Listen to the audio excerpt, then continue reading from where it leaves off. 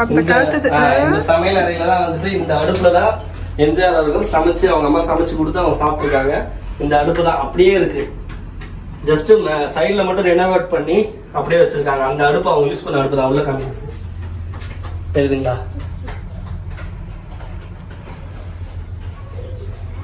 இங்க சைடுல வந்துட்டு மளிகை சாமான் பொருட்கள் வைக்கிறதுக்கு ஒரு சின்ன நம்ம அந்த காலத்து பாட்டி வீட்டுக்கு வந்த மாதிரி இருக்கு. உள்ள வாங்க தீக்ஷிபிரணம். சூப்பரா இங்க பாரு, இதுதான் கிச்சன். இந்த தாத்தா இருக்காங்கல்ல, இவங்கதான் எம்ஜிஆர் தாத்தா. சரியா? நம்மளோட தமிழ்நாட்டோட முன்னாள் சீஃப் மினிஸ்டர், ஒரு ஆக்டர்.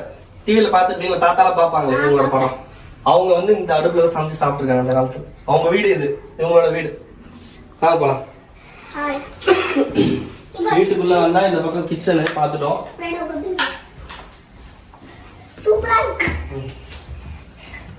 அடுத்து வந்தீங்கன்னா இந்த பக்கம்